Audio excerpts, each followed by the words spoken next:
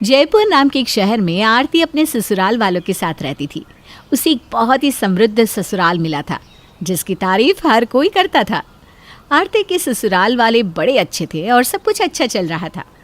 फिर एक दिन जब आरती की सास अंजना बाजार से अपने घर लौट रही होती है तो इत्तेफाक से उसे रास्ते में अपनी पुरानी सहेली इंदु मिलती है। क्या अंजना, अपने बेटी की शादी कर दी और मुझे बुलाया भी नहीं? मैंने तस्वीरें देखी। मानना पड़ेगा अंजना, अपने स्टेटस के हिसाब से तूने शादी की है। जितना सबने सोचा था उससे भी ज़्यादा अच्छी शादी करवाई है तूने अपने बेटे की। सभी बोल रहे थे क्या खातिरदारी, क्या सजावट, देखते बनता था। अरे भाई, अचानक ही रिश्ता पक्का हुआ, हमें ज़्यादा समय ही नहीं मिला। कई सारे मेहमानों को कार्ड देना रह गया। इस बात के लिए मुझे माफ़ कर देना, पर अगली बार अगर कार्ड रह भी जाए ना तो खुद ही चली आना। आखिरकार तू मेरे बचपन की सहेली है। और तुझे क्या लग रहा था कि मैं अपने इकलौते बेटे की शादी में पैसे बचाऊंगी? कतई नहीं। लड़की के बारे में जांच पड़ताल की है कि नहीं? अरे कहाँ वक्त मिल पाया इंदु, इतनी हड़बड़ी में शादी हुई कि क्या बताऊँ। पर बहू बहुत अच्छी मिली है। बात व्यवहार से ही आजकल सब समझ में आ जाता है। अब वैसे भी आजकल हमारे जैसी लड़कियां मिलना तो आसान नहीं है। सबके बॉयफ्रेंड गर्लफ्रेंड तो रहते ही है शादी के पहले। बस बात पीछे ही छोड़ कर आया तो अच्छा है। इतना ओपन माइंडेड तो आजकल रहना ही पड़ता है। और इतना देखते फिरेंगे तो फिर हो गई शादी। वैसे आरती है बड़ी सुंदर, क्या रूप, क्या रंग, माँ दुर्गा का स्वरूप लगती है। कितनी लड़कियों को छांटने के बाद मेरे बेटे को कोई लड़के पसंद आई थी। फिर मैंने भी हफ्ते भर में सारी तैयारियां करके शादी कर दी। अब क्या बताऊं, आजकल के बच्चों का कब मन बदल जाए, इसलिए ना हड़बड़ी में मैं तुझे बुलाना ही भूल गई। अच्छे घर आ गई तेरी बहू, मानना पड़ेगा। पर मुझे ना कुछ और ही लग रहा था कि कहीं तेरी बहू ने कुछ कह तो नहीं दिया, इसीलिए कहीं तुम मुझे ना बुला रही हो। अरे वो बेचारी कुछ क्यों कहेगी, वो कहाँ जानती है तुझे। तुम लोग उसके घर रिश्ता लेकर गए ना, उसके पहले मेरे घर उसका रिश्ता आया था, पर मेरे बेटे ने मना कर दिया। यूँ तो दोनों बचपन के अच्छे दोस्त हैं, पर क्या है ना, मुझे लड़की ज़रा नाटी लगी तो हमने मना कर दिया। पर तेरे बेटे के साथ उसकी जोड़ी ठीक लगेगी, आखिर तेरा बेटा भी तो नाटा है ना। इंदु की बात सुनकर अंजना को कुछ ठीक नहीं लगता। वो बात बदलते हुए कहती है, शादी के पहले तो 50-60 रिश्ते आते जाते हैं, पर शादी के बाद उन्हें कौन ही याद रखता है। अच्छा, मैं निकलती हूँ इंदु, मेरे घर में ना बड़े काम है, मुझे देर हो रही है। अंजना अपने घर चली जाती है, पर उसके दिमाग में लगातार इंदु की कही हुई बातें घूम रही थी। तभी फ़ोन पर बात करती हुई आरती वहाँ आती है। हाँ, मुझे क्या ही दिक्कत होगी। ऐसे भी मेरे ससुराल में इन चीज़ों की कोई रोक टोक नहीं है, फिर भी मैं एक बार मम्मी से पूछ लेती हूँ। वैसे तो मेरे घर में कोई प्रॉब्लम नहीं है शुभम, पर बड़े बूढ़ों से पूछ लेना ना अच्छा होता है। अरे क्या पूछना है बेटा? वो मम्मी, मेरा एक बचपन का फ्रेंड है शुभम, उसकी सीए के फाइनल पेपर है और वो अपने घर पर बिल्कुल नहीं पढ़ पाता, तो लास्ट 1 महीने में वो मेरे से हेल्प चाहता है। क्या वो यहाँ कर मुझसे पढ़ सकता है? मतलब अगर आपको कोई प्रॉब्लम ना हो तो। कितने सारे तो अच्छे कोचिंग है, फिर उसे अपने शादीशुदा फ्रेंड के घर क्यों जाना है पढ़ने? अब इसमें मैं क्या बोलूँ? तो एक बार प्रेम से ही पूछ ले, जैसा प्रेम का है। कोई टेंशन नहीं मम्मी, फिर मैं शुभम को हाँ बोल देती हूँ। आरती के बस हाँ बोलने की देर थी कि शुभम तो तैयार ही बैठा था। रात को जब सब डिनर कर रहे थे उसी वक्त दरवाजे पर दस्तक होती है। अंजना जाकर दरवाज़ा खोलती है। शुभम, तुम तो इंदु के बेटे हो ना? हाँ आंटी जी, आपने पहचान लिया। मुझे तो लगा था आप मुझे पहचान नहीं पाएंगी। वो मैं आरती से पढ़ने आया हूँ। अच्छा, तो वो तुम ही हो उसके बचपन के दोस्त शुभम। आओ। जिस इंदु की कही बातें अंजना को खटक रही थी, उसी के बेटे को अपने दरवाजे के बाहर खड़ा देखकर अंजना के चेहरे का रंग ही फीका पड़ जाता है। इतनी रात को कौन आया मम्मी? मेरा फ्रेंड है शुभम, मैंने तुम्हें बताया तो था। शुभम अंदर आओ, शर्माओ मत, चलो हमारे साथ खाना खाने बैठ जाओ। मैं जानती हूँ टेंशन में तुम्हारे गले से एक निवाला भी नहीं उतर रहा होगा। अब निश्चिंत होकर खाओ और सारी टेंशन मुझ पर छोड़ दो। तुम्हारा कोर्स तो मैं कंप्लीट करवा ही दूंगी। सभी खाना खा रहे होते हैं आरती और शुभम बातें करते हैं ऐसे मानो कितने जन्मों से दोनों एक दूसरे से मिले ही ना हो, जिसे देखकर एक बार के लिए प्रेम को ज़रा अजीब लगता है। अपनी बहू के साथ इंदु के बेटे की बातचीत को देखकर अंजना अपने बेटे से कहती है, पढ़ाई तो हमने भी की थी, पर यह कौन सी पढ़ाई है जो रात में ही होती है? इस लड़के को दिमाग नहीं है क्या? रात के 10 बजे कौन किसके घर आता है? हाँ, वो तो मुझे भी थोड़ा अजीब लग रहा है मम्मी, बट आरती स्मार्ट है, वो हैंडल कर लेगी। सभी अपने अपने कमरे में सोने चले जाते हैं और घर के हॉल में ही आरती शुभम को पढ़ाती है। 12 बजे शुभम वापस अपने घर लौट जाता है। अगली सुबह आरती हड़बड़ी में सारे काम कर रही थी। क्या बात है आरती, तुम इतनी हड़बड़ी में क्यों? वो शुभम मुझसे पढ़ने आने वाला है ना, उसे भी तो टाइम देना होगा, इसलिए मैंने सोचा सब कुछ पहले ही कंप्लीट कर लेती हूँ। तो वो आकर थोड़ा इंतज़ार कर लेगा। उससे पैसे लेकर नहीं पढ़ा रही हो। खुद को इतना स्ट्रेस देने की कोई ज़रूरत नहीं है। ऐसा भी कोई घनिष्ठ मित्र नहीं है वो तुम्हारा, क्योंकि तुम्हारे इस बचपन के दोस्त के बारे में मुझे तो कल ही पता चला। अब शुभम रोज़ रोज़ आरती के घर आता और घंटों वहीं समय बिताता, जिसे देखकर अंजना के दिल में आग सुलग रही थी और इस आग में घी डालने का काम पड़ोसन की बातें कर देती है। एक दिन पड़ोसन प्रभा अंजना के घर आती है। ये कौन लड़का तेरे घर इतनी रात को आया जाया करता है? अंजना तेरा रिश्तेदार तो नहीं है? अरे नहीं नहीं, वो मेरी बहू का दोस्त है। लोग बातें बनाने लगे हैं अंजना, जवान बहू है, घर पर थोड़ी तो लगाम कस। ऐसी कौन सी पढ़ाई है जो फ़ोन पर नहीं हो सकती? तेरे बेटे की नई नई शादी हुई है, कहीं कोई पुराना प्यार पढ़ाई के पर्दे के अंदर अंगड़ाइयाँ ना भर रहा हो, ज़रा ध्यान रख। प्रभा की बात सुनकर अंजना के साथ साथ प्रेम को भी दाल में कुछ काला लगने लगता है और फिर अंजना प्रेम को इंदु की कही बातें भी बता देती है। तो पढ़ाई के पीछे ये सब साजिश चल रही है। आरती को अगर शुभम पसंद था तो उसी से शादी करती, और नहीं हुई शादी तो कमारी रह जाती। मुझे हाँ करने की क्या ज़रूरत थी उसे? अब क्या बताए बेटा, हमने तो कोई जांच पड़ताल भी नहीं की। अब मुझे भी कुछ सही नहीं लग रहा। आसपास वाले बातें बनाने लगे हैं, थोड़ा नज़र रखने की ज़रूरत है। देखे तो दोनों क्या बातें करते हैं।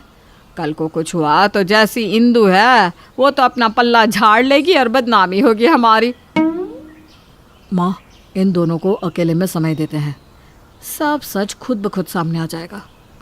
कल मैं तुम्हें मंदिर ले जाने के बहाने बाहर ले आऊँगा, फिर जब शुभम आएगा तो हम छिप कर देखते हैं कि इन दोनों के बीच आखिर है क्या।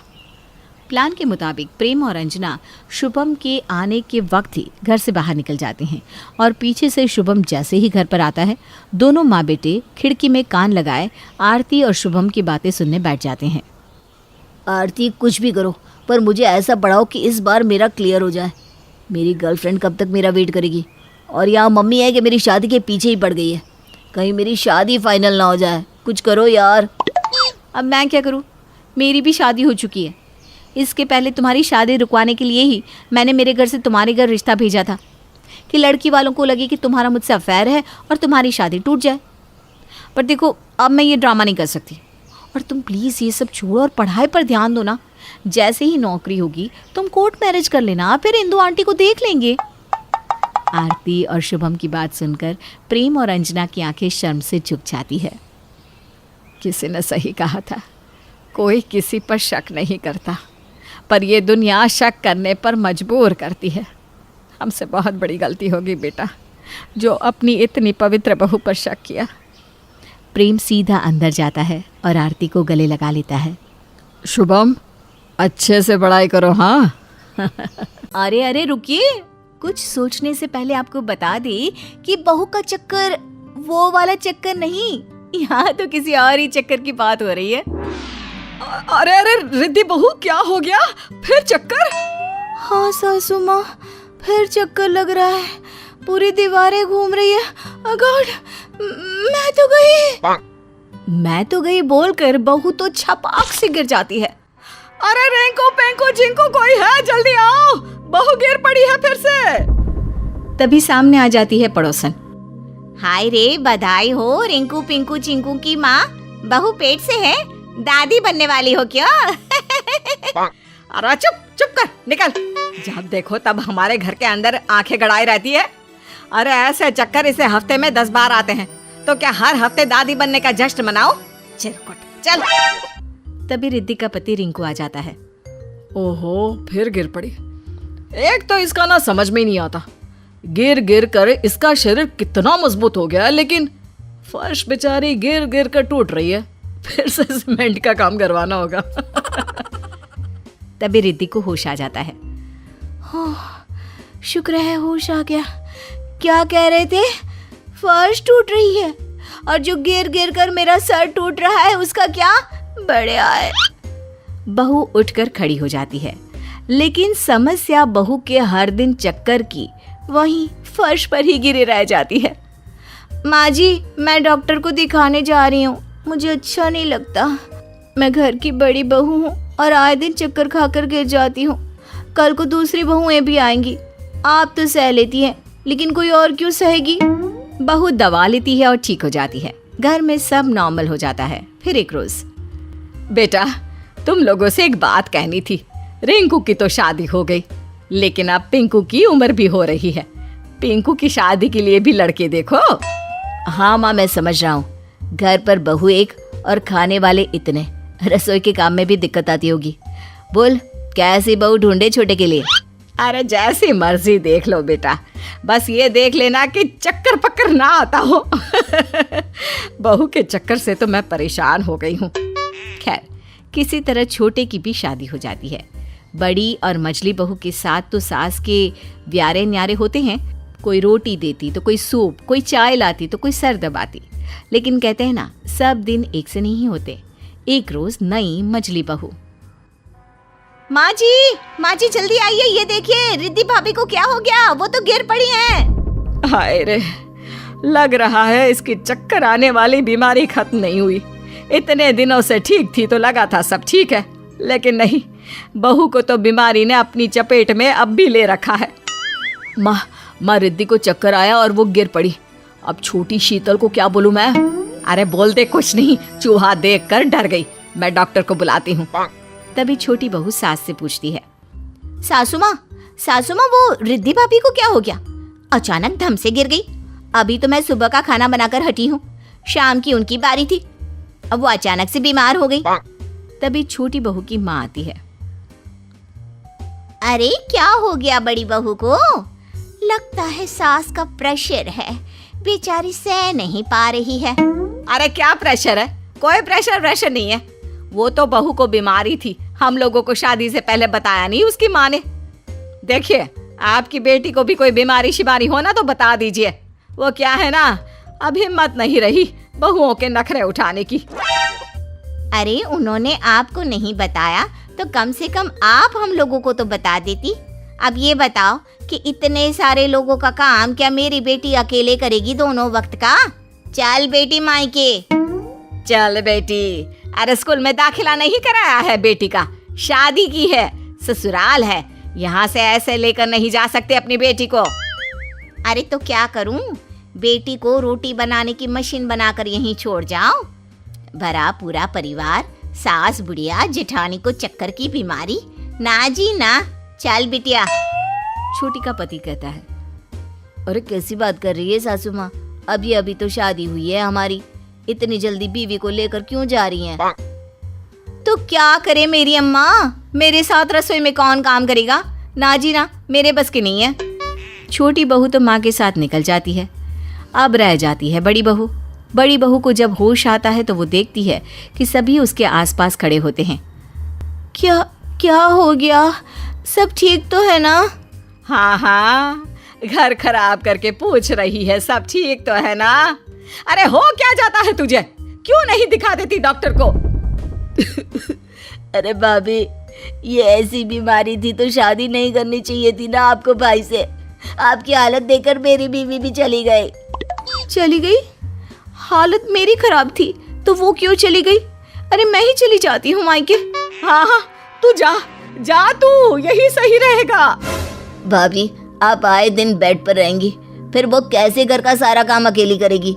इसीलिए उसकी माँ उसे ले गई। ओह, ये बात है। मेरी बीमारी के कारण आप लोग परेशान हो ना। वैसे मैं अभी का खाना तो जल्द से बना देती हूँ, सुबह चली जाऊंगी मायके।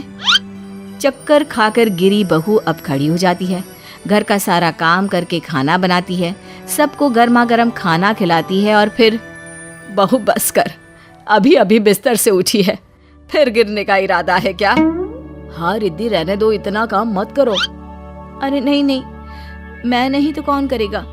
देवरानी को तो आए कुछ दिन ही हुए थे, लेकिन मैं ही तो सबका ध्यान रख रही थी।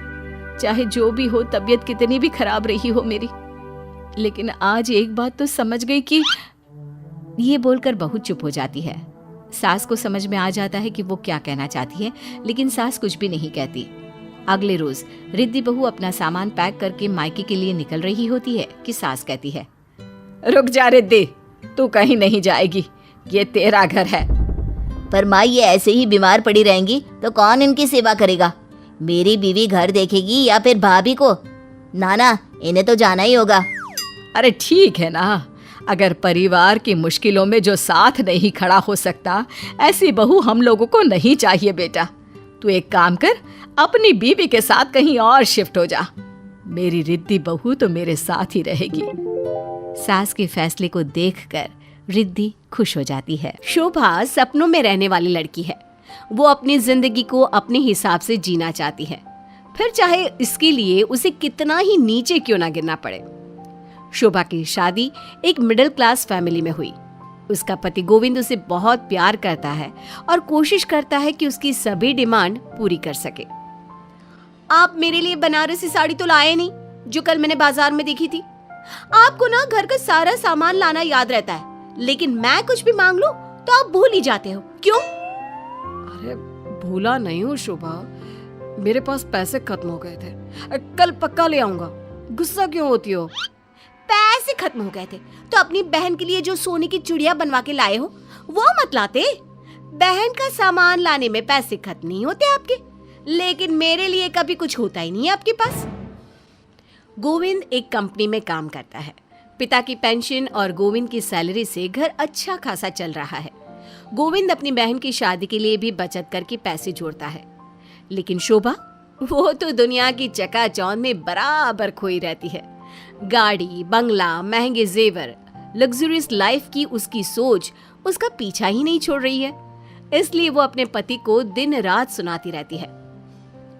सुनिए जी, कल आपके ऑफिस की छुट्टी है ना, हम कहीं बाहर घूमने चलेंगे। ठीक है शोभा, ठीक है, मैं बाकी सबको भी बोल देता हूँ कि सब तैयार हो जाए। और हाँ, तुम माँ और कंचन के साथ मिलकर कुछ अच्छा सा खाना बना लेना, हम खाना साथ में लेकर जाएंगे। अरे कभी तो अपनी कंजूसी छोड़िए, कल सब लोग बाहर ही खाना खा लेंगे। अरे इससे आपकी दौलत में कोई कमी नहीं आ जाएगी। शोभा, मैं खर्च कम करता हूँ तो इसका मतलब ये नहीं है कि मैं कंजूस हूँ। हमें कंचन की शादी के बारे में भी तो सोचना है ना, और आजकल देखो ना कितनी महंगाई है। इस तरह गोविंद शोभा को हमेशा समझाता रहता, लेकिन उसे तो कोई बात समझ में ही नहीं आती। अगले दिन सभी लोग घूमने गए। परिवार के सभी लोग पार्क में बैठकर खाना खा रहे थे कि तभी शोभा की नजर एक अमीर युवक सनी पर पड़ी।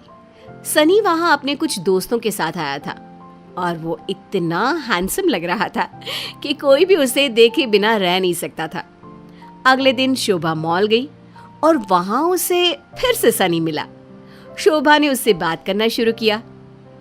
सुनिए, आप कल पार्क में आए थे ना अपने दोस्तों के साथ? जी हाँ, आया था। और आप भी थी क्या कल वहाँ? हाँ, मैंने देखा था। आप किसी के साथ आई थी ना? वो आपके भाई बहन थे क्या? नहीं नहीं, वो तो मेरे पति और मेरी ननद थी। मेरे सास और ससुर भी थे हमारे साथ। आपने शायद उनको देखा नहीं होगा।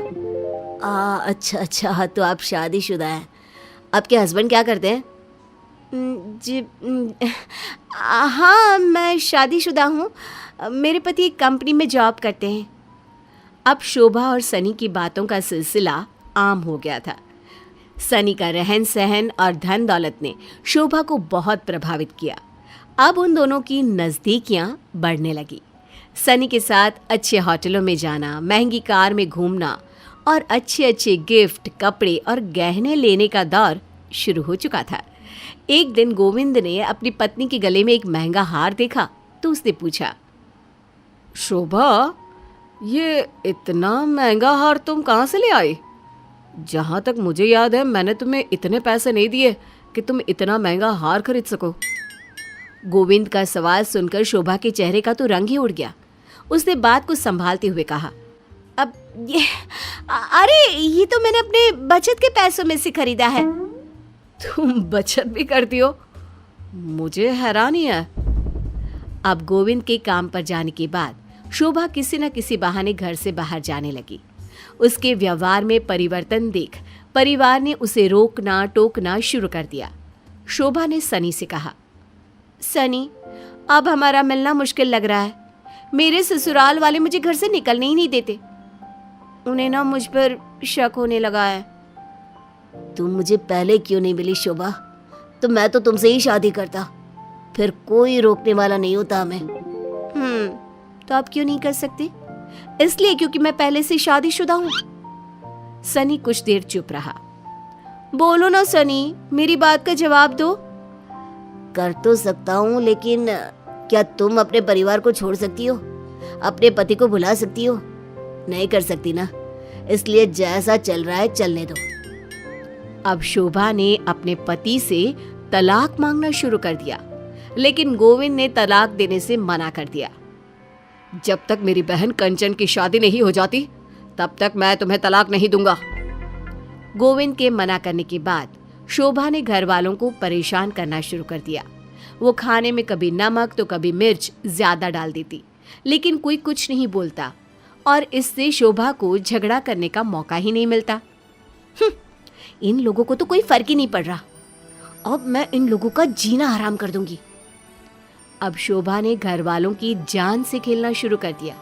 एक दिन उसने सीढ़ियों पर तेल गिरा दिया और उस दिन उसकी सास सीढ़ियों से फिसल जाती है और उनका एक पैर फ्रैक्चर हो जाता है और वो महीनों बिस्तर पर पड़ी रहती है। अब वो सबके खाने में नशे की दवाई मिलाने लगी। एक दिन उसके घर वालों ने फैसला किया, देखो बेटा, इससे पहले कि तुम्हारी पत्नी किसी की जान ले ले तुम इसे तलाक दे दो। लेकिन पापा, लोग क्या कहेंगे?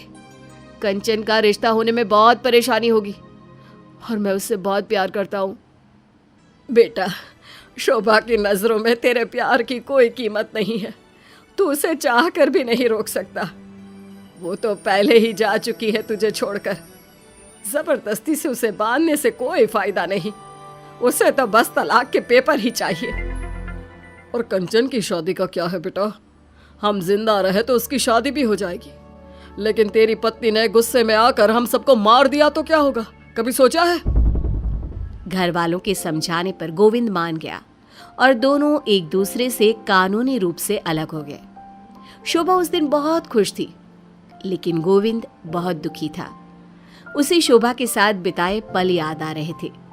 शोभा को तलाक देने के बाद उसने कहा, शोभा, ये हमारी आखिरी मुलाकात है। इसके बाद हम कभी नहीं मिल पाएंगे। मैं तुमसे बहुत प्यार करता हूं और करता रहूंगा। तुम्हारा नाम शोभा है, लेकिन तुम कभी भी मेरे घर की शोभा नहीं बन पाई। इस बात का दुख मुझे हमेशा रहेगा, पर इस बात की खुशी है कि तुम खुश हो। हमेशा खुश रहना। गोविंद इतना कहकर आंखों में आंसू लिए वहां से चला गया और शोभा सनी के पास तलाक के कागज लेकर पहुंची। देखो सनी, आखिर मुझे मेरे ससुराल वालों से मुक्ति मिल ही गई। अब हम दोनों आराम से रह सकते हैं। अब हम जल्दी शादी कर लेंगे, है ना? ये क्या बचपना है शोभा?